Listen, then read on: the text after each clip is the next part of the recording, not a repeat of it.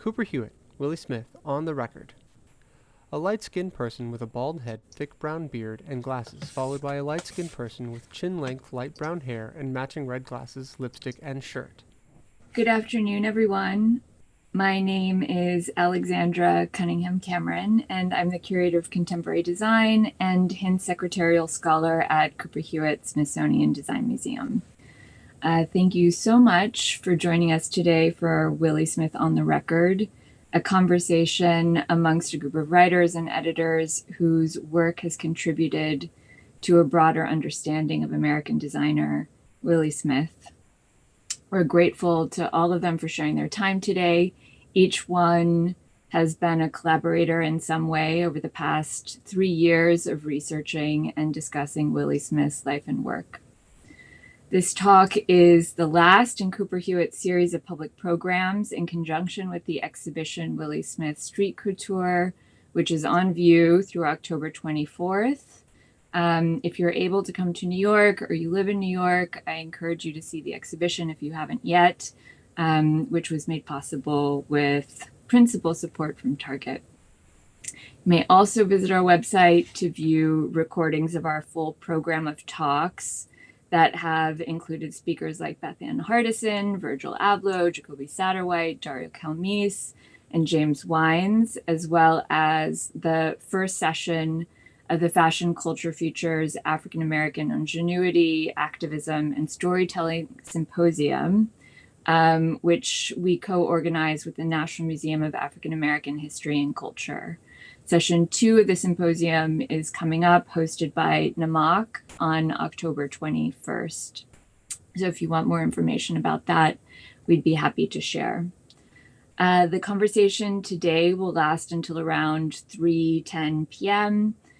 Eastern Time, at which point our moderator will pose questions to all the panelists from you, our audience. So if you have a question you'd like to submit, please enter it in the Q&A box in the bottom of the panel of your Zoom screen at any point during the conversation, and we'll spend some time answering questions towards the end. And before I introduce our moderator, I wanted to begin with a few words about Willi Smith. His career launched after being asked to leave Parsons in 1967 and ended when he died in 1987 of complications from AIDS. And at that time, he was considered to be the most commercially successful Black American designer in fashion history. He's thought by many to be the father of streetwear for launching the brand WilliWear in 1976 with his partner Lori Mallet, and designing what he called street couture, which was essentially unstructured and vibrant clothing inspired by and made for the people he watched moving on the street every day. But his contribution as a designer and as a catalyst for creative exchange and social impact is significantly more complex than his role in creating a bridge between the American sportswear industry and street style. It's clear that Willi Smith operated within the fashion system of his time as an agent of change. He championed an inclusive view of fashion, which was reflective of and inspired by diverse people and cultures, that was affordable, adaptable, utilitarian, and very importantly, fun. He infused everything he did with a wry sense of play. Play was extremely important. And he saw that working women, the expanding Black middle class, queer communities, artists, and performers were restricted by fashion codes that undermined free and personal expression.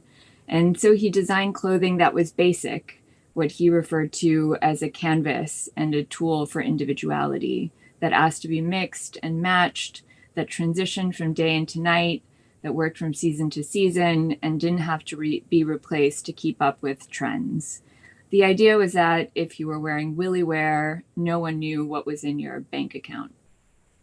So Willi Smith was trying to put fashion in service of different types of lifestyles, rather than conformity to the dictates of editors or the binary between luxury fashion and anonymous sportswear, moral codes. He created a link between the industry and style emerging from the street. He was connecting with communities of artists, workwear, hip hop, drag ball culture in a way that permanently changed the fashion system. WilliWear's presentations were happenings that combined art, music, and fashion within an atmosphere of improvisation. The brand managed to position affordable fashion as a means of personal change and transformation, growth. Smith was a pioneer of the type of multidisciplinary, multi-hyphenate design careers that have become common, perhaps even expected today. And he collaborated constantly, producing films, designing costumes for performances, creating the first artist designed T-shirts, making conceptual installations. And he worked with Keith Haring, Diane McIntyre, June Paik, Barbara Kruger, Dan Friedman, and an extensive roster of influential artists. He most often worked with artists who shared his ethos. His collaboration spoke to the transformation of popular culture into fine art, technology as a democratic medium, and multifaceted expressions of Black and queer experience. He wanted to make art more accessible to his audience, to his customers, whom he felt were often intimidated by elite spaces, museums, and galleries. He was definitely a proponent of the art of life. And to Willi Smith, clothing could really be a force of equity. So our conversation today is moderated by fashion journalist, critic, and consultant Pierre M. Pellet. Pierre is formerly the senior editor of Love magazine and founder of the aperiodic publication Screenshot. Pierre has joined Katie Grand's A Perfect magazine, where he currently serves as associate editor. The magazine has just celebrated the launch of its issue 1, titled Perfect Joy. Congratulations to everyone. I know that just happened. And so now I will hand the mic over to Pierre, who will share a brief overview of our conversation and introduce the rest of our panelists. Thank you so much to everyone, and over to you, Pierre. Pierre Mpel, a dark-skinned person with a bald head, black frame glasses, and a black and white striped shirt. Hi, everyone. So my name is Pierre, as Alexandra just said, and I'll start with introducing our panelists. Camille, a dark-skinned person with long black hair and cornrows, Jarrett, and Willi, a dark-skinned person with a bald head and white wire-rimmed glasses. We've got Jarrett Ernest today, who is a fabulous author, curator, and artist. He's authored many books, including What It Means to Write About Art. I've met with Jarrett just today, actually, and we're very happy to have you. So we've got Camille Okio, and Camille is an art and design historian and writer living and working in New York City. And I've met her we're meeting through Zoom. And we've got William Datira, who is a consultant, contributing editor for Fantastic Man, and a fellow Central St. Martin's alumni. I think those were good introductions. If not, feel free to introduce yourself in a few minutes. We'll be talking about Willi Smith, obviously. I came across Willi Smith when I was researching at Central St. Martin's, studying fashion journalism. And what struck me was that his clothes were not only culturally relevant through the collaborations that he was famous for, but also really well designed. And those elements to me is what make him a great fashion designer. He's oftentimes forgotten, and one of the names that we need to keep alive because his work and his legacy are great. So we'll start the conversation with fashion and art. Is fashion art? Willi Smith was a designer who loved to collaborate with artists, as Alexandra just mentioned. And it's something that today have been prevailing in the fashion industry, but he truly initiated those sort of collaboration between artists and designers.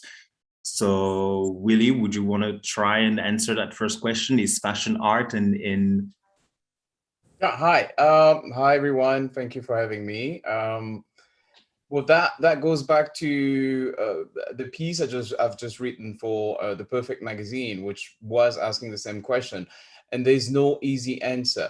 But with regards to Willi Smith, I think for me, when there's a question, is fashion art, is always about what is the context.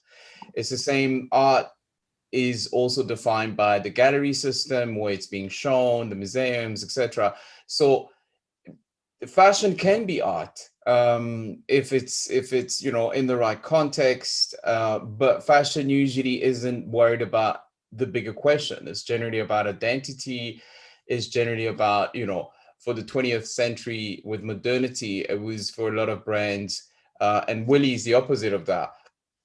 They tend to be more obsessed with defining who is the Coco Chanel woman, who is the Saint Laurent woman, who is, so it was really based on identity and trying to define the modern woman and modernizing women and what they were. And I think with Willi Smith, it was really kind of a good balance of collaborating and being an artist. He worked like an artist, I think, from the interiors of his shops to the collaborations to the purpose of what he made. and when did you first hear about Willi Smith and his story? I basically hosted a Gucci podcast, which is on I think it's on their website, it's on SoundCloud. I had a really an amazing kind of opportunity to have a conversation with Bethan Hardison and Kim Hastreiter, the founder of Paper Magazine. And they both, in the podcast, explain how he was instrumental in creating what Paper Magazine became. He gave her sort of like first, you would call it her first big break, because as a brand, he commissioned her to do supplements, and he would encourage her, and at the same time financially it helped to be for Kim to be associated with a bigger brand. And they were in the same building as well, which was quite funny. He lived downtown in New York when it wasn't really fashionable, when it was really run down, and he would come home in his limousine and go to the office in his limousine, and it just really looked out of place, but he didn't really care. So apparently it was a really interesting moment for Kim's life, and how much he helped her. As for Bethan, she's almost kind of a figurehead for Black models, for any Black talent, because she's been an advocate for diversity in the industry. And through her agency, even though her agency has models of all races, she's always been kind of outspoken about major magazine hiring and featuring people of color. So she got, I think, her first modeling break through Willi as well. He met her through his sister.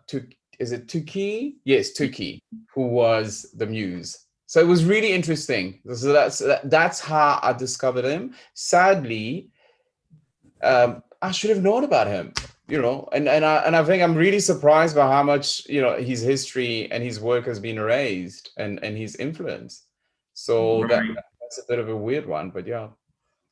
Jared, when did you first hear about Willi Smith, and what about his stories spoke to you? You are on mute. I was just testing you.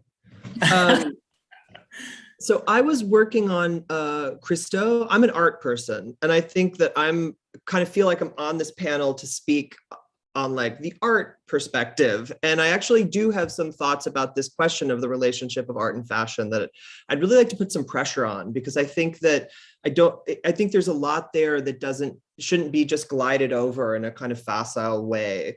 But for how I got involved with Willi Smith, as a good devotee of conceptual art, I really liked Jeanne Claude and Christo.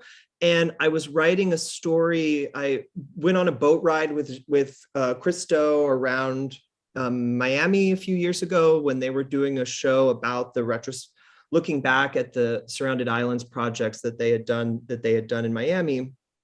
And I called, I'm from South Florida, and I know that Alexandra grew up in Miami. And so I called her and got a quote for, what it was like as a child to see the visual impact of Surrounded Islands and its ephemera on the city. And then when she started working on Willi Smith, Willi Smith was very close friends with Jeanne Claude and Christo and collaborated with them a number of times. And they were kind of important figures in his life, and vice versa. And including that he made the uniforms that the T-shirts and the hats that people wore when they weren't volunteers, but the people who were hired to help with Surrounded Islands. And so that was kind of my first thing where I was really interested in tracking that stuff down and the T-shirts. And then they also, Willi designed the jackets that the people who worked on the wrapping of the Pont Neuf wore slightly later. So when she started working on this show, she reached out to me and asked if I wanted to work on Willi Smith from that angle, from the kind of conceptual art angle. And then I just really fell in love, and part of what I fell in love with was the idea that this was a guy who had a vision for living. The clothes were about a bigger picture of how to live in a society and conduct yourself and have relationships.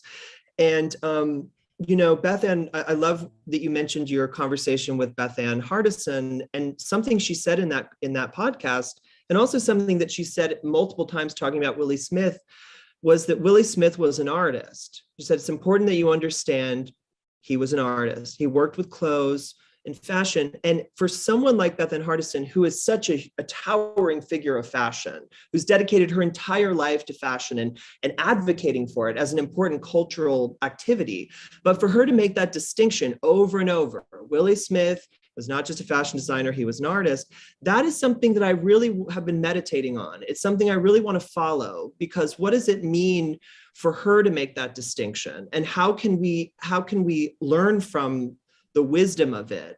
And partly my partial answer, and I would like to turn it over to the other panelists, it does have to do with this bigger, more holistic vision, a very philosophical vision about moving through the world and what it looks like, and how money relates to that, and also how social space and private space relate to that. I think all right, and I think I could talk a lot about that, but I want to push the ball to my fellow panelists, and then maybe we could pick some of those things up. Yeah, definitely. I mean, you started a really interesting conversation. Camille, who's also, by the way, the senior design writer at Elle Decor, what and how did you first encounter Willi Smith, and what about his story resonated with you? Well, I remember coming across Willi Smith articles of clothing in my mother's wardrobe as a child, and also as a teenager, finding little pieces here and there at thrift stores, but not really understanding the relevance and the importance of him as a designer until I wrote about him and his home and his kind of interior world and interior life for Apartamento last year, which was something that came through Alexandra as well, who seems to really be the glue here.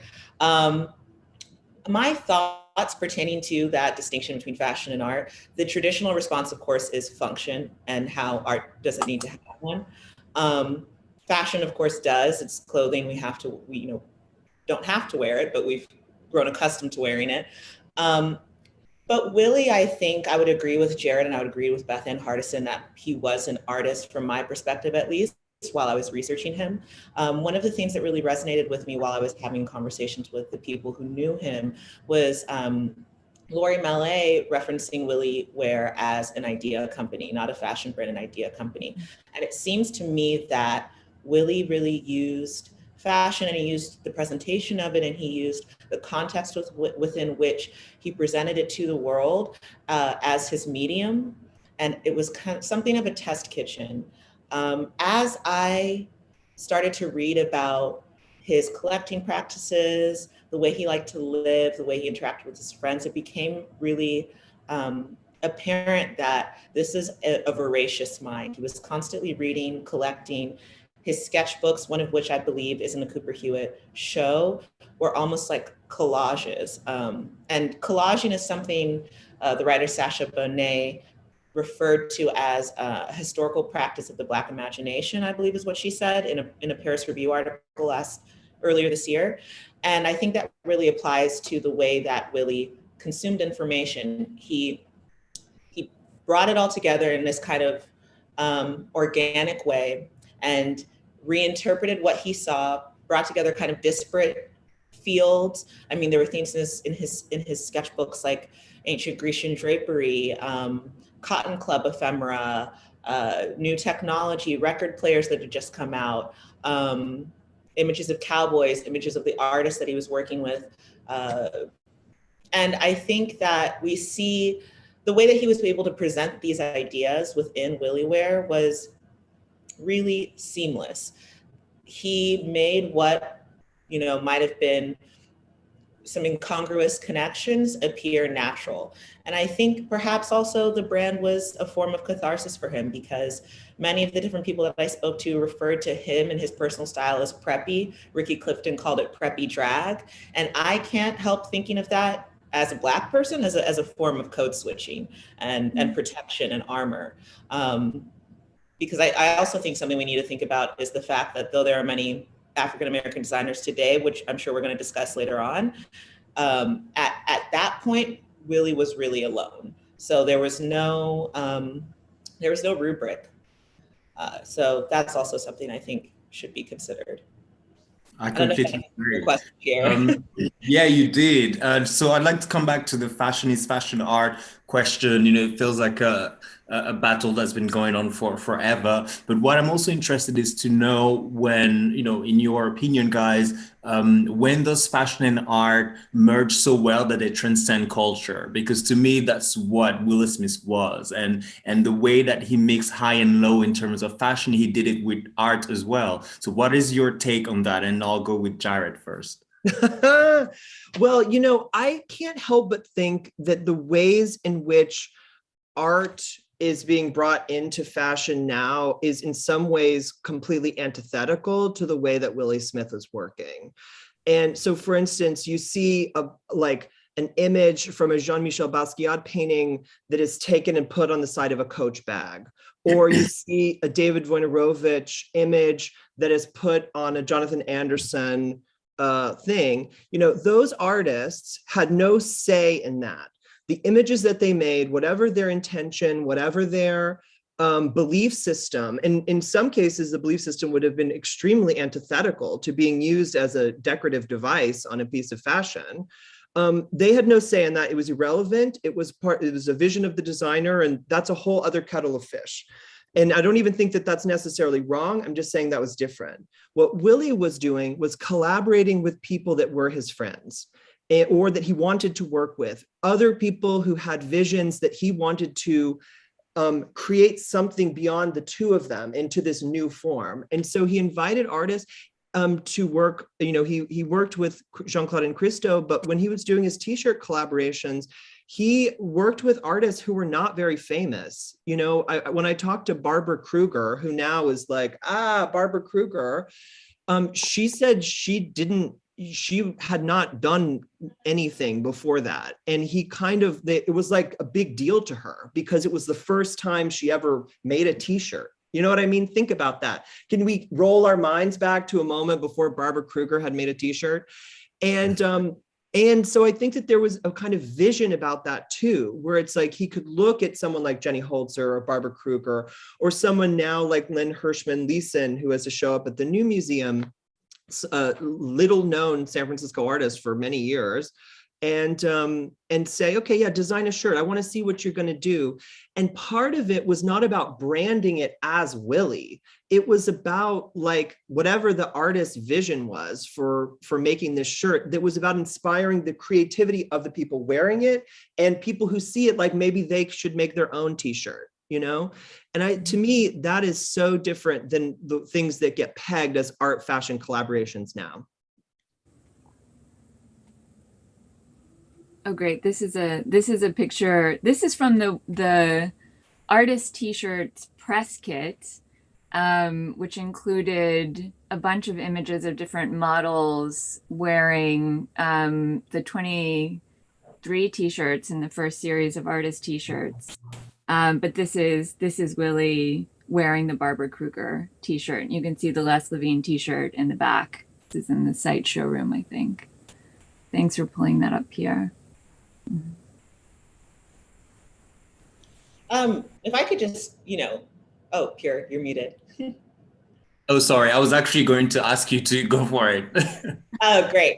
I was just going to contribute to, I agree with what you just said as well, Jared. I think one of the distinctions between the collaborations and the way that they were executed under Willi versus how many fashion and art collaborations are done today. I think something that differentiated Willi was the familiarity with those other mediums that weren't fashion. When he designed the costumes for Bill T. Jones' performance Secret Pastures, there was a real understanding of movement there. There was an understanding of how the different characters within that performance would interact, what the narrative was.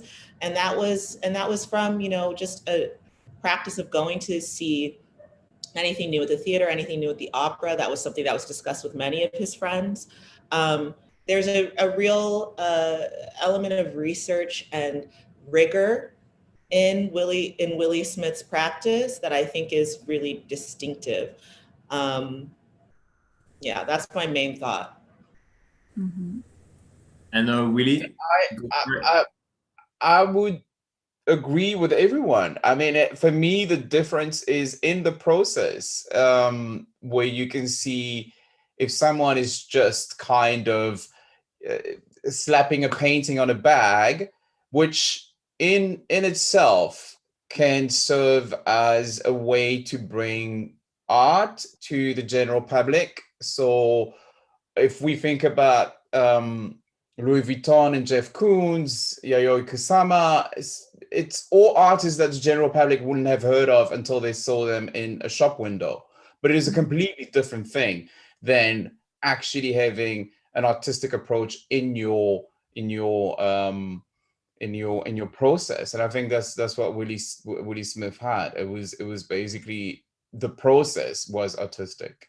The approach, the knowledge, as Camille said, of what he was utilizing. I think for me that's what makes a difference. Mm-hmm.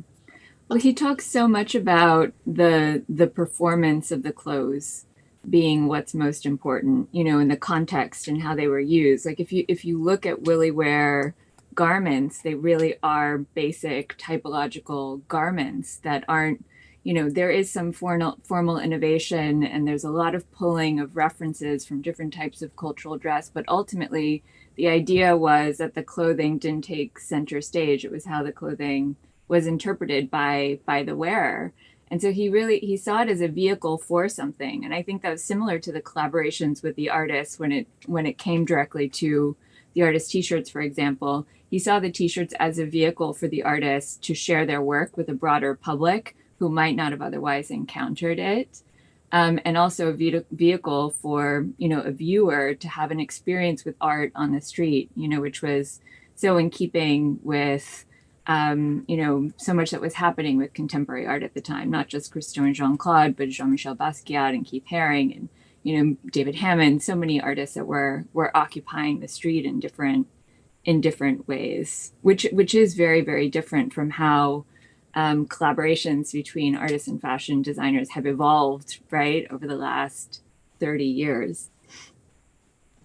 I also think a lot of the collaborations were not for profit, which I think is an important distinction. He, in many ways, from my perspective, at least, I think Willi Smith, though the brand itself was massively successful, was kind of anti-capitalist in how he presented certain things, like, releasing the patterns for his clothing to the general public because people wanted to make his clothes at home. So I think that's important as well. His collaborations with June Paik, the T-shirts were being sold, but I think that came kind of after, the T-shirts were and the uniforms for the Christo and Jeanne Claude projects were made specifically to be used versus sold initially, but correct me if I'm wrong, Alexandra. Mm-hmm. Well, the T-shirts were sold to fundraise for a public art fund at some point. You know, the first time the T-shirts were shown, they were packaged like posters, you know, on cardboard with cellophane and hung in a gallery space. You know, and they were sold for $30, which at the time was, you know, WilliWear had a policy of like nothing under $100. It really was about trying to keep the prices as low as possible.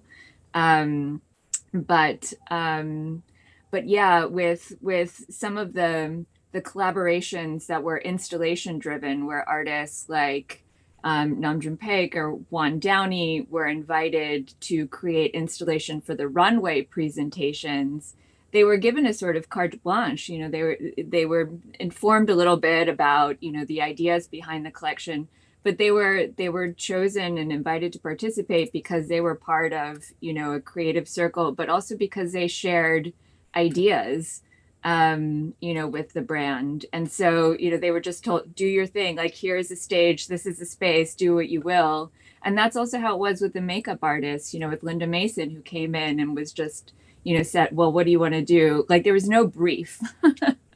You know, it wasn't like creating something, you know, within the legacy of the brand, or to connect with, you know, this like very specific messaging point that has come through, you know, a tremendous amount of marketing research. It was very intuitive and improvisational, in a way that I think it definitely, you're right, is distinct from how these collaborations operate today.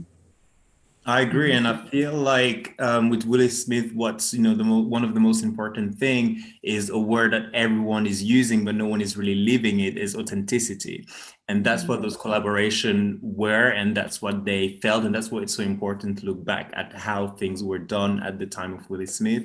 I'd like to ask you guys, which specific or not collection do you remember from Willi Smith, and why?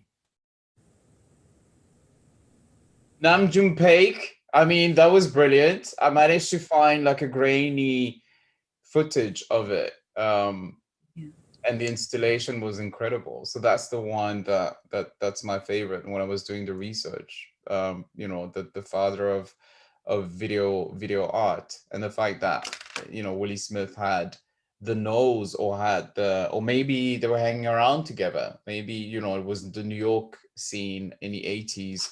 That they collaborated on that, and it really, the set just looks amazing. It could be today, you know, it would work today for anybody. So that's my favorite. And Jared, which fashion and art collaboration do you think is the most successfully executed? By Willi Smith or by someone by Willi Smith? Well, you know, I actually think I loved what Camille was saying, and it picked up on a point earlier that Willi had made, or was talking or speaking in relationship to, which is, you know, the idea that if you put a Jean-Michel Basquiat painting on a Coach bag, that's a way for a painting to have a more general audience. But I really think it's such an powerful point to say, like, it is not a way of engaging a more general audience to sell a $1,000 bag. It is not a way of speaking. In fact, it's probably doing the opposite of what Willi Smith's impulses were. And I love the way that you kind of underscored that, both Alexandra and Camille, and to say that, yeah, he had a policy that's like, yeah, they made these T-shirts, but they were priced like T-shirts, like slightly more expensive T-shirts.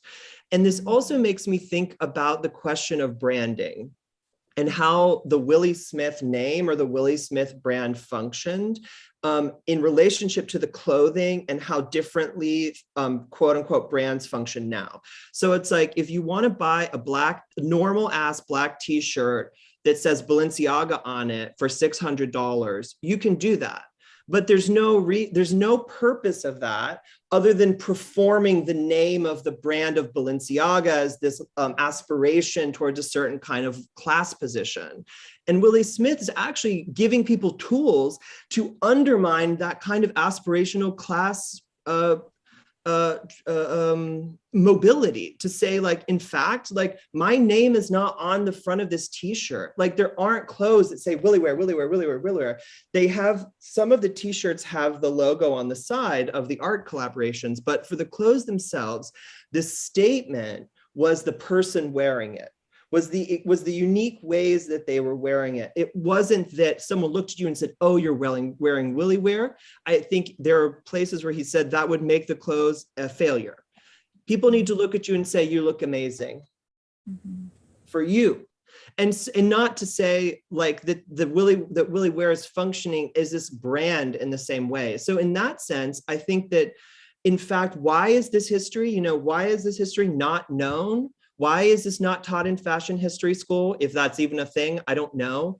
But it's because it works against every structure that makes the wheels of fashion turn right now. That's what I believe. I believe this is such a radical intervention in the structures of luxury economics that it's every person in the fashion world depends on for their livelihood, for their mode of being. And so why would you want to foreground that? Why would you want to recenter a discourse of fashion around someone that's cutting you off at the knees? I would also add that. Great point. We're all so passionate about that point. I also think he was erased simply because he died of AIDS and because he's Black. I think that he presented an idea of what American fashion could be that is actually extremely threatening to the people who generally dictate what American culture is. But I think it's important to understand what you were saying about him being, the brand essentially being classless. This was a man who, not classless, not as in tasteless, classless as in no class.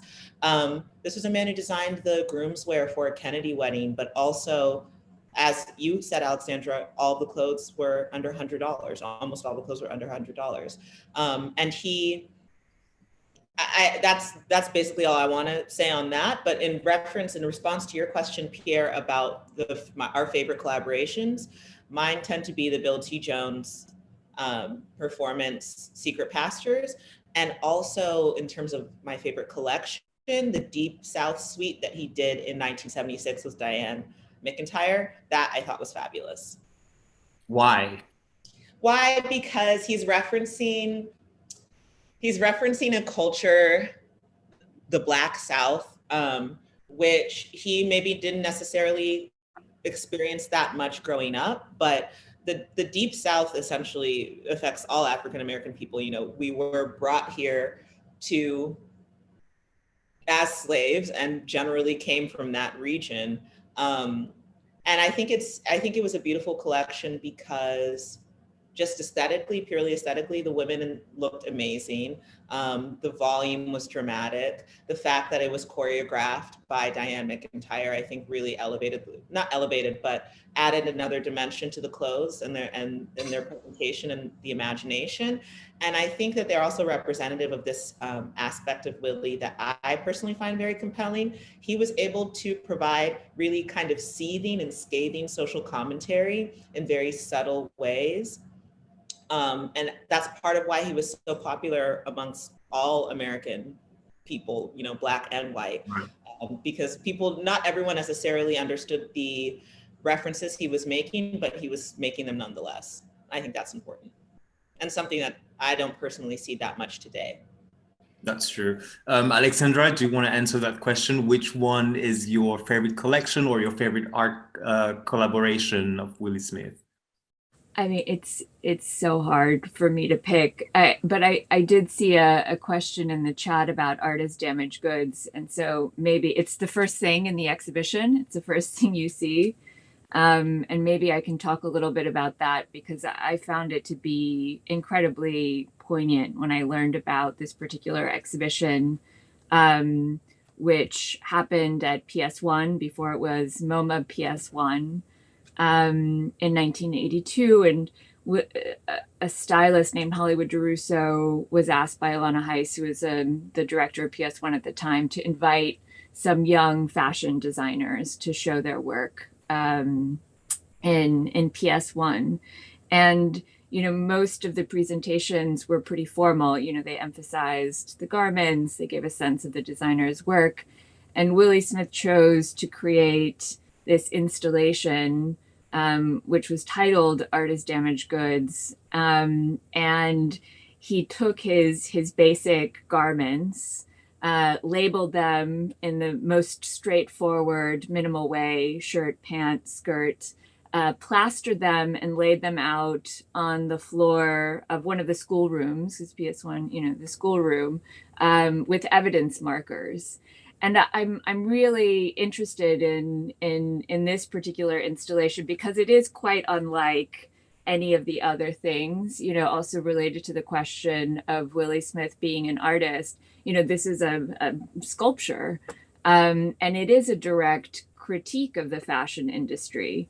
And the planned obsolescence of clothing, and the returning of garments that have minor damage to the manufacturer, and and the idea of waste. So in a way, he's prefacing the conversation that we're having now around fast fashion, even before there was an environmental discussion about the impact of fast fashion, which I think is really complicated to talk about, also because WilliWear was complicit and really inspired a lot of ideas about fashion marketing that have led to brands like Zara or H&M, marketing very affordable, mass-produced garments in a way that pushes seasonal trends and aspiration in a way that WilliWear was against and was trying to undermine, as Jarrett mentioned. So we were lucky to recreate Art is Damaged Goods for the exhibition at the museum, and we have some photographs documenting it, done by the photographer Kim Steele, who's a friend of Willi Smith's and Laurie's, that are in the book and on the community archive. But you can also go to MoMA's website to read some more about that. We were very happy that they gave us permission to recreate it in the show. So that one is very, very important, I think, in understanding the oeuvre of WilliWear and Willi Smith. Yeah, I wanted to touch quickly on Jarrett's comment about a classless approach to fashion and creation, and it's something that's come back on the table with Talfar Clemens. So with his bag, the Talfar bag, it's called the Bushwick Birkin. Yes. So they are exploring this idea of a luxury brand without luxury, with his business partner Babak Ragboy, and it seems conceptual in 2021, but pretty much that's what Willi was doing. It's somewhere else with this idea. When you fast forward a few years down the line, we can see the prophecy of it. So Talfar is trying to create this classless approach to fashion, and by building a community as well around African American working class or middle class African American as the audience. And if you look at the social media, it's pretty much, he's not doing aspirational fashion. He's speaking to and featuring that community as, his models, and he's the people that uses the bag. Mm-hmm. I mean, completely. I think, Talfar is definitely following in Willi Smith's footsteps. Camille, I'm really interested in your opinion. How do you understand this appeal for street couture today and the influence that Willi Smith has on designers today and the way people dress? Well, I think just to add one more thing to what Willi said, Telfar's tagline is "not for you, for everyone," which is perhaps even more pointed than Willi at that time. I think his influence stems from a desire, in the 80s, and in the 80s there was an entirely different economic setup, or a different economic state in this country. Now we're no longer in that state, where the idea of American supremacy is kind of crumbling. whether you're on the left or on the right, and people are responding to it in different ways. I think that designers today who are kind of implementing the Willi Smith format or rubric acknowledge that, and also understand that perhaps this might also be the economic state in which we live might also dovetail with a kind of flip of authority. People no longer just want to appear as if they have more money than they do. Many people who have money want to appear as if they don't have money. I also think that specifically with the Telfar bag, because of the way it's set up, the way it's presented, the age of the drop, which I think extends outside of just fashion, it is technically accessible to everyone, but the people who generally could call Bloomingdale's, have something reserved, go pick it up, be on a waiting list, they can't access the Bushwick Birkin in that way. Now, you know, I have friends who are artists whose gallerists are calling them to make sure they can get the bag for them. You know, so it's kind of, it flips things on its head. And I also think it speaks to so many people wanting to align themselves with Blackness, with artists who have generally been an outsider group. And I think that is, that's a cultural phenomena that's really unique to this moment and unique to the last 10 or 20 years. And I think a few of the other people that followed in Willi Smith's path, I think in referencing what Alexandra was saying earlier about some of these larger brands like Zara, I definitely think Uniqlo takes a lot of pages out of that book, specifically with their artist collab t-shirts, which are, I think, the most explicit example of what Willi Smith started. But I also think in terms of streetwear and appearing effortless and cool in the way that Willi started, I think there are brands like Rocawear, Baby Fat, Sean John. I also think that there was this kind of gender fluidity about WilliWear that I think also could be seen in Hood by Air or Telfar also. And I think I've seen some comparisons to WilliWear that I think actually don't line up. Pyre Moss, for example. I think that in our rush to kind of explain Willi's impact, sometimes his rigor is forgotten, if that makes sense. And Jared, I saw you shake your hand at some point. Tell me your views on that. Well, I mean, I can't say it any better. I just thought it was such a insightful and incisive breakdown of the complexity of trying to identify him within a lineage, because in some ways it's always projection backwards, which is what history is, because we need Willi Smith now. You know what I mean? Like, Willi Smith is like necessary to think with and to live with now, to the problems that we're dealing with. And so in some ways we do want to rush to reclaim him and say like, oh, of course, like he influenced these people. But in fact, and I love the way that she diagrammed this, is I think what we're really looking at is resonances, and those kind of resonances have to do with the way people at this moment are solving the specific problems of getting dressed right now, with a bigger framework of what those problems entail. And those problems entail global capital. Those problems entail like the environment. Those problems entail now dealing with the kind of incredible devastation of the fast fashion industry, you know? And so we can look back at Willi Smith and say, well, there was someone who was thinking these thoughts and attempting to address them in his own way. And somehow that is both more and less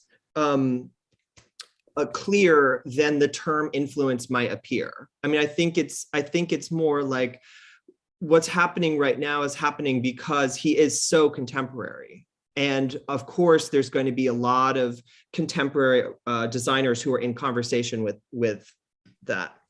So I also want to just add one thing to that. The pace is different. When Willi was designing, he could truly go on trips. He could research, he could think, he could marinate. He could just be by himself in his apartment, listening to opera, flipping through books. and put all of that time and that consideration into the work. The fashion calendar now is completely a different thing. And I think, you know, I don't think that there is a direct descendant from Willi. I don't think anyone has been able to kind of recreate that essence, because it's not possible to recreate it. I think that there's also this humility that was central to him as an individual and his work, that I think is kind of antithetical to our current culture and just, you know, social media, how we interact with each other. I think there are a lot of people who take pieces from Willi's legacy, but I think to really be he's influenced a lot, but I think to really be able to find someone who has that same impact now is difficult for a number of reasons, if that makes sense.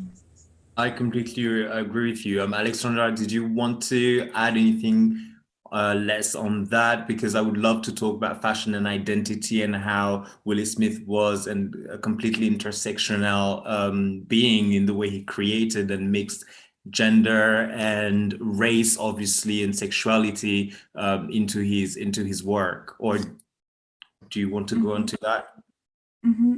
Yeah, I mean, I was glad that Camille also made the point, you know, about Telfar, even Eckhaus Lada or GmbH, different brands that are thinking about gender fluidity, because that was something that was really important to Willi Smith and WilliWear, and something that I think you know, has only started to become apparent in the last couple of years.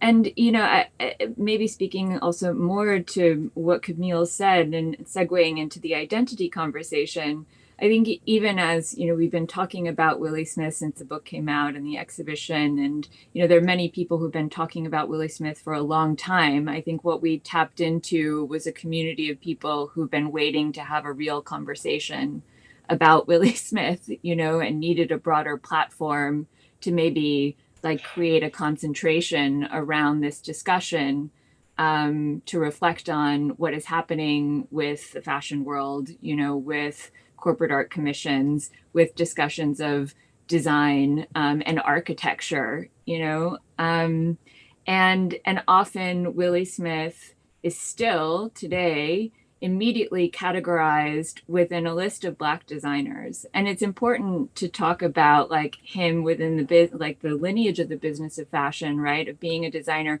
who realized that when he was working for another brand, he could not do what he wanted to do and needed to own his own brand and be his own boss, you know, and have his own investors, his own partners in order to do this. But I find it to be frustrating still, you know, that talking about Willi Smith becomes like a question of only talking about Telfar, only talking about Virgil Abloh, you know, only talking about a legacy of streetwear, because, you know, the conversation can only be limiting from there. But that's the gut reaction still today in the fashion press. Yeah, I mean, that's true. That's true. I agree with you that there's a lot more than, I feel like sometimes Willi Smith is reduced to streetwear and the idea that that's what a Black designer can bring to the table and to the conversation, when really it was a lot broader than that. And it was, to me, like I said earlier, culturally relevant, you know, in the sense that it transcended fashion. I'm really interested in you guys' opinion about identity and how a Black designer like Willi Smith or Black designers today can use their identity and their race as in a way that, sorry, let me just rephrase that, can use their race and identity to convey certain values through their work. That's what I mean. Willi, do you want to tackle that? Yeah, I mean, I'm not going to tackle the full thing, and I think Camille will do a great job as well, and Jared has some point of view. But I would say that what's happening now with the rise of technology, the conversations that started happening, especially with, the group of students in creative that came out of St. Martin's, including you, here in Europe, is to make people realize that fashion does not belong to one race. And everybody was gaslighted into believing that, fashion belonged to one race, and there's only one way of doing it. There's only one approach. There's only one type of beauty that everybody should aspire to, which is blonde with blue eyes. So it's dismantling this entire idea of fashion being almost like a tool for, and I'm not using the word white supremacy in the extreme example of white supremacy, but the idea that one race is the only that's beautiful, one way of dressing is the only that's valid. And for me, designers like Willi Smith, he had kind of a very inclusive approach, which is where we should be headed. Again, he's sort of a visionary. Even if you haven't heard of him, when you study him, you realize his ideas were very visionary, meaning that it's a decentering whiteness as a tool of sales, or whiteness as a tool of, for fashion, and including everybody else. His lookbooks were very inclusive.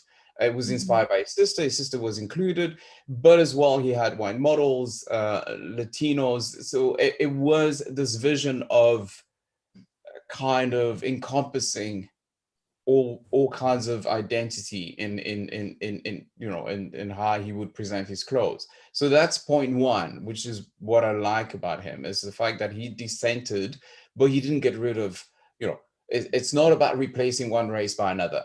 It is about, realizing that fashion is for everyone. And when it comes to identity as a Black creative, I mean, it obviously is, your work, is attached to identity, your roots, where you grew up, and it should be included in your work and your design for a lot of them. I don't know in the US, but we've got in South Africa, Kenneth Eze, we've got Tebe Magugu, who's bringing his point of view from South Africa, and I love that. And he's, being celebrated in Paris and coming into the international sort of platform, or those international cities for fashion. And that's a healthier version of the industry, and that's what we need to get to when it comes to design and dressing, is the fact that it's a human endeavor. It's nothing to do with race and kind of promoting one race over another. Jareth, I'm really interested in your opinion about that, the relationship between race and design, and how artists and fashion designers can use race as a way to convey certain messages. Well, I think, his term was street couture, and we credit him as like the father of streetwear. And I think it's really important to think about the streets that he was in, So it's not the New York City of today, which is actually highly segregated along race and class boundaries, where you could live certain lives in certain parts of the city and just not happen to see a lot of people that don't look like you, which is actually one of the reasons why we're living in hell right now. But New York City of the 70s and 80s, it was not like that. It was a highly mixed and integrated part, especially the downtown where he was living. And you see that in the fashion. And I think one of the things that is so extraordinary about his work and his point of view is there is this radical inclusivity in which he could draw from everything that he saw. He could draw from high, he could draw from low, he could draw from people with all kinds of different national and ethnic traditions that were different from his growing up in Philadelphia. And it wasn't about subsuming them, it was about celebrating some part of it that could then be worn in these other these other instances. And I actually think that there is something within that that is so utopian and cuts against the grain of our discourse right now in ways that I would love to see some, serious fashion scholar kind of work through, because when you look at the clothes, you look at the images, you look at the fabrics. I mean, these clothes were being made in India, and he took a lot of inspiration from Indian textiles, and that was very important to him from a kind of an ethical standpoint around what it meant to give people natural fibers to wear. But so, yeah, I would say I can't speak to his inner life, and I can't speak to how he expressed his particular racial or sexual position within his work, but I can say that I'm very humbled by the rigor and the breadth of his vision. And it's the kind of vision that was like, could move in the world in extremely promiscuous ways, And I think that is what's so extraordinary. Camille, do you want to go for it? Sure. Well, I have a lot of thoughts about him and identity and his identity. But first, I just want to cap on what Alexandra said most recently.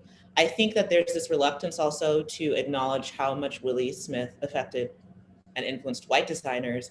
I think a lot of people fall within his lineage. Donna Karan, for instance, Ralph Lauren, though they both began designing around the same time. I think just formally, much of his work, I see similarities between Willi Smith's early work.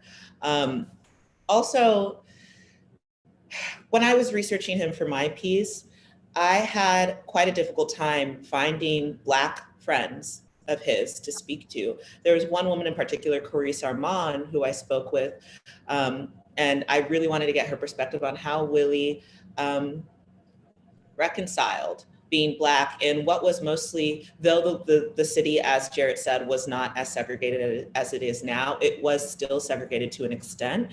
And Willi's friend group, from my estimation, seemed to be mostly white.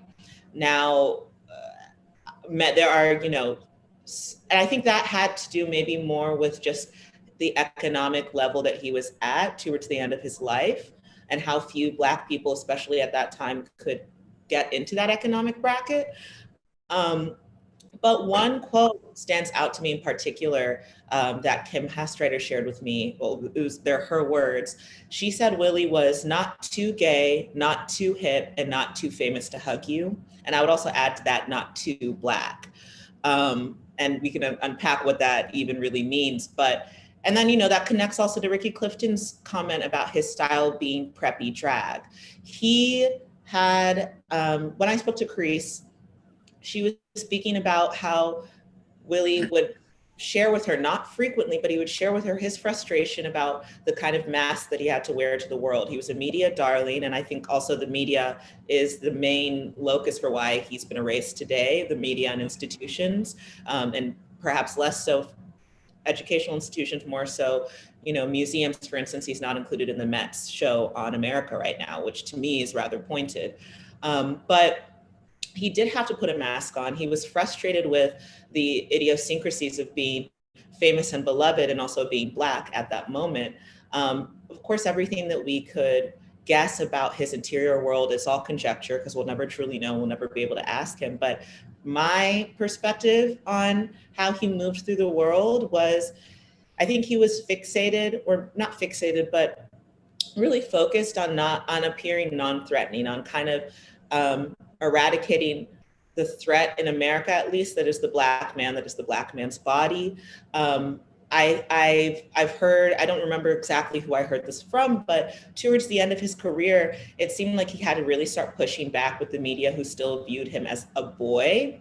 And I think that kind of dovetails with just the infantilization of Black people in America, which continues today. He really had to kind of be a bit more forceful in presenting his brand and him as an individual, as a man, as a gay man. And also there was this one moment when, Alexandra mentioned that he was in Parsons, but he was also kicked out of Parsons when it became clear that he was in a gay romantic relationship. And I think that moment at that time and at that age had to have affected him. It had to have been something internalized. And he was never closeted, but he was also very, what's the word I'm looking for? Very private about his sex life and his romantic life. The two romantic partners of his that I was able to unearth were both white also, which I think is a neutral thing, but I think is still something that, needs to be considered. So I think that there was a lot of turmoil. And I think that, Rosemary Peck's comment about Willi being someone who could cross over, again, I think also plays into just the individual identity that it seemed to me that he was shaping and molding and shifting each day. Sorry. I think we'll have time for questions now, but I kind of wanted to ask each of the panelists one last word about Willi Smith's legacy or creativity, something that needs to be remembered. Alexandra, do you want to start?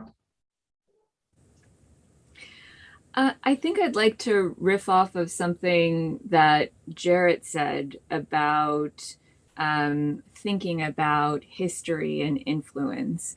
I like the idea of imagining why we need a designer like Willi Smith now, and to think about, what he was trying to do with his life and with his brand, right?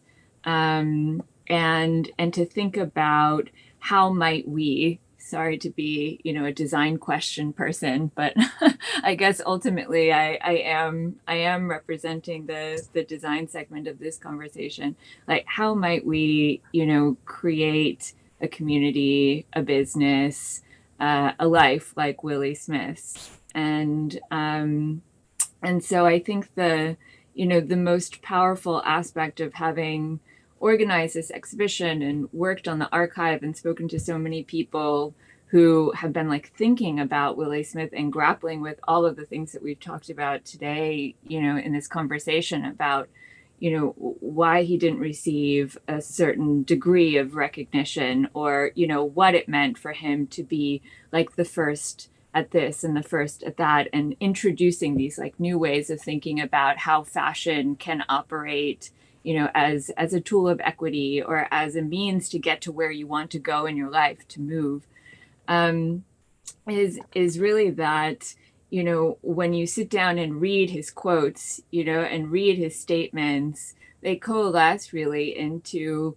a blueprint for thinking about being an open, giving, and creative person. And what we've heard most frequently from people who remember Willi Smith is how he made them feel, right? He made people feel good about themselves. And that was a major aspect of what he was trying to do, to empower people, which is a word that has sort of lost its strength because it's used so much.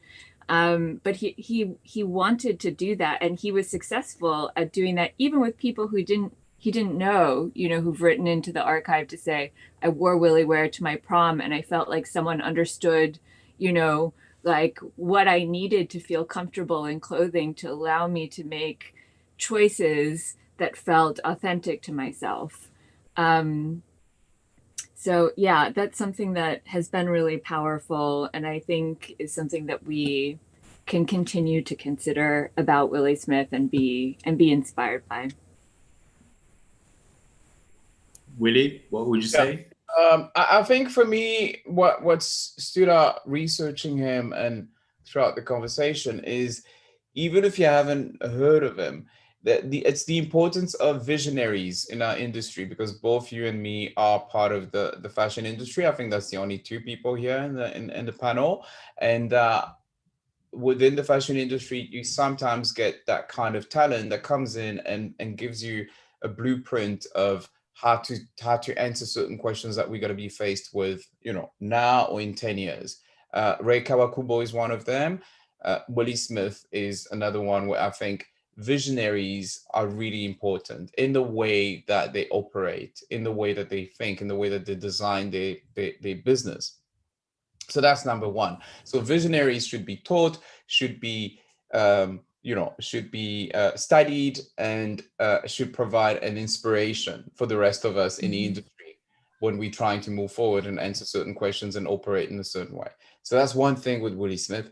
The other thing is, for me, he's kind of a symbol of, despite all the issues and like Camille pointed out about, you know, not being able to live his full identity within the industry, is that he's an inspiration for a lot of the young kids trying to kind of make it as, you know, people of color in the industry. He was as big as Ralph Lauren. I mean, what Ralph Lauren became. He was an all-American designer. I mean, wrap your head around that. That is insane. It's quite incredible for a Black designer that came from, you know, Philadelphia and created this business, which had a short span and nobody kept it going because of the association of him having HIV/AIDS and the issues of selling the clothes in that sense. You know, and the stigma that was attached to, you know, his death. But he's still a huge inspiration for you know, people of color, and saying, you know, I too can create this all-American brand, which I think Talfa is doing. Not for Alexandra. I'm not putting him in the sort of the streetwear box, but I'm just saying, as an inspiration, I think Talfa has the same level of ambition. When you read his interviews, he's sort of like, well, I want to be as big as the Gap, or I want to be as big as, I don't want to be this tiny kind of mom and pop's business. So for me, he's an inspiration and he's a visionary. And if you haven't heard of him, then you should go and study the way he operated and worked. Camille? Well, I have 2 points. First off, that phrase of his, style over status.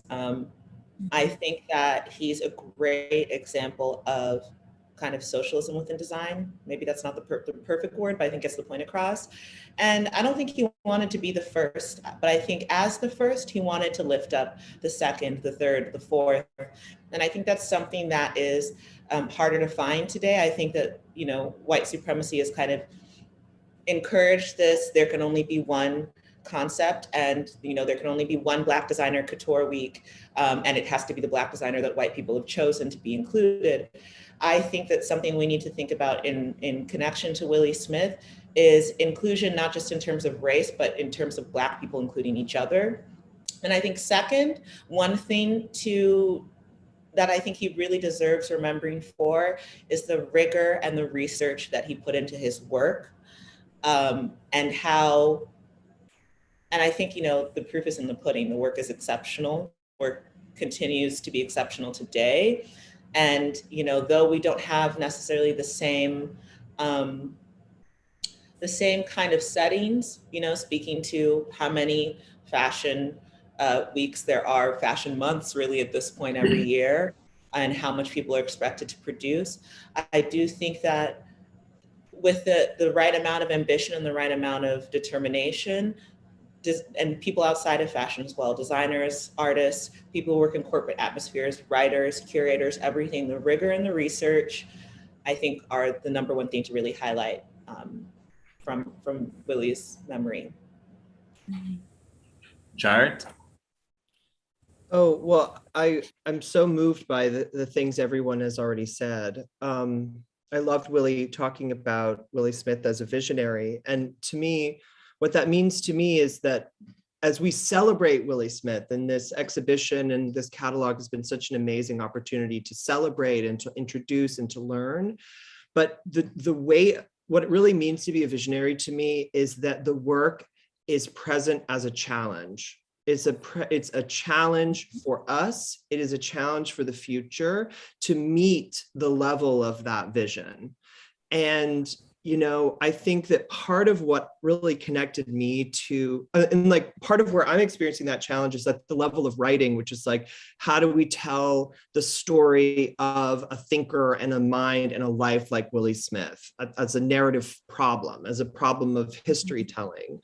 And that is like, dovetails with my, you know, a lot of my work lately, and where my heart really is these extraordinary generation of people who died of AIDS.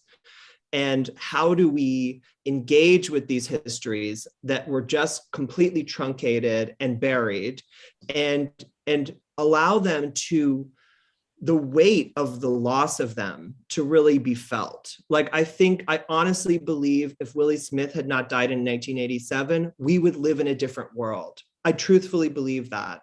And so how can we approach representing that, or just even meditating on that? And one of the anecdote that I want to share that was the most powerful to me when I was researching Willi Smith was finding the anecdote in the book about the AIDS quilt of the guy who had made Willi Smith's panel on the quilt. And he was just like a gay guy in San Francisco who would sewed. His grandmother taught him how to sew.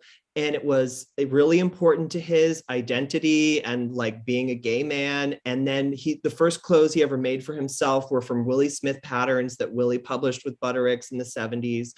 And when Willi Smith died, he was working at like the AIDS crisis center in San Francisco at the time. And he had an enormous number of friends that were dying.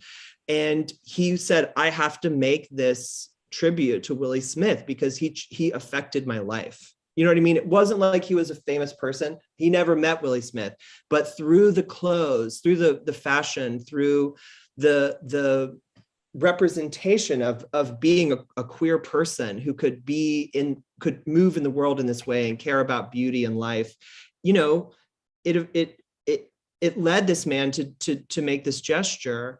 And I was so moved by that. You know, it was really touching to me. And I think what's so touching is the indirectness of it, the way that, you know, you put something out and you don't actually know. You know, Willi Smith never knew this guy. Willi Smith never knew he changed some weird guy's life, many, many people's lives. But nevertheless, that's the way it works. And so that to me is also a challenge for what we understand history and art and fashion to be. And I hope that I can continue trying to meet that challenge under the rubric of Willi Smith for years and years, because it's so immense. Wow, thank you. I don't want to take too much time from the panelists, but I just want to say that a few days ago I posted, sorry guys, a few days ago I posted some photos of some of his best collections, in my opinion, fall winter 85, SS 86.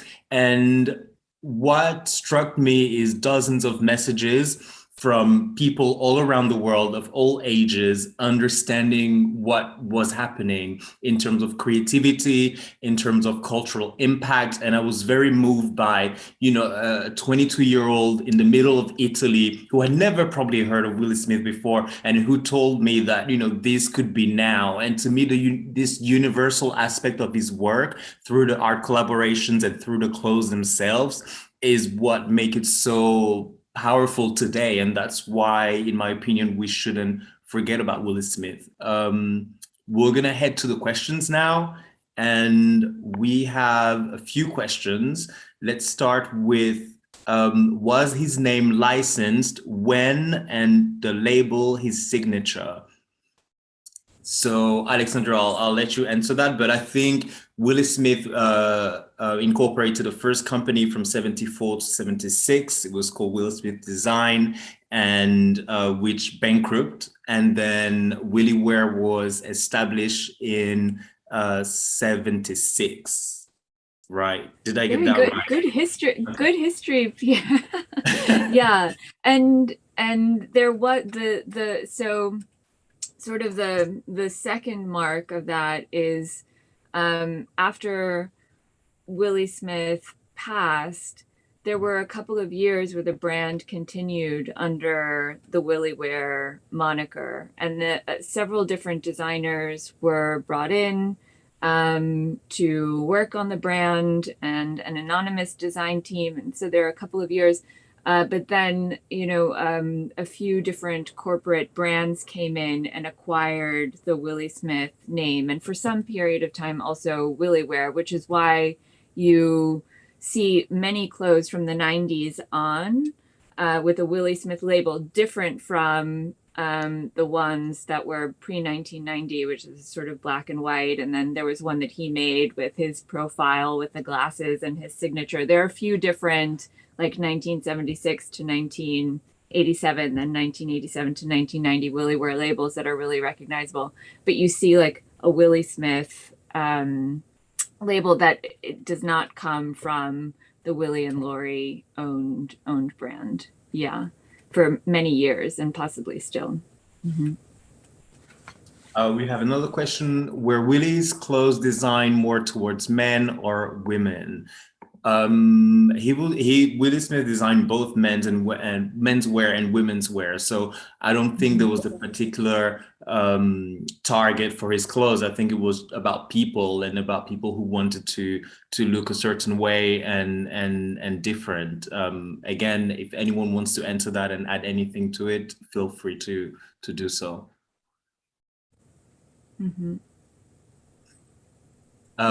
So we have another question. Did he also live on the Upper West Side of Manhattan at some point? I only know. I don't. Oh, sorry, Alexander. I only know of his Lispenard Street apartment, which is the one that Rosemary Peck has images for that we used for Apartamento magazine. And before that, he lived in the West Village on Horatio Street in an apartment that the designer Vincent Wolf designed. But I don't know that he lived on the Upper West Side. I do know that he socialized on the Upper West Side. And we have one last question. Given his unfortunate dismissal from Parsons, how did he make his initial connection in the fashion world? Mm-hmm. Well, Willi Smith designed for a company called Digits in Alexandria. I'm not sure I'll get this date right, but I think he started in 69. Mm-hmm. Is that correct? Yeah, I mean, the answer to that is that, you know, he had a reputation of being one of the most talented students to ever apply to Parsons. So people knew who he was when he was still a student. And so he started working on 7th Avenue for sportswear brands pretty much right away. And then, you know, moved his way up really, really quickly to be the lead designer at Digits, and then, you know, decided that he wanted to strike out on his own. So his reputation lifted him into immediate job opportunities. I think that was all the questions. I think it's also, I would just like to remind everyone we didn't really think about that because we didn't have time probably, but Willi Smith was nominated for the Coty Awards in '67, which, you know, is quite incredible when you think about this. These were almost like the Oscars of fashion. And he eventually in '85 won that same award. And to think of Black designers today not being nominated for whether it's the CFDA, it's changed because of Black Lives Matter in 2020 happened. But for the longest time, it was very rare to see Black designers being nominated for prize and being recognized by the industry. So I think it's important to point out that even in that, he was, you know, ahead of its time. Mm-hmm.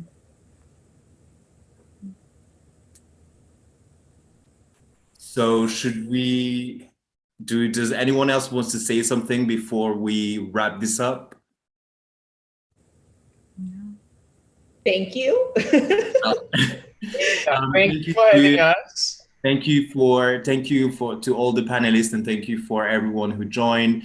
Alexandra, I'll give it back to you. Yeah, thank you, everyone. I mean, it was incredible to have this conversation with you. I know that our impeccable education team is going to follow up to everyone who joined us today with a link to the conversation. So there will be a video online and on our website so that the discussion can be revisited in the future.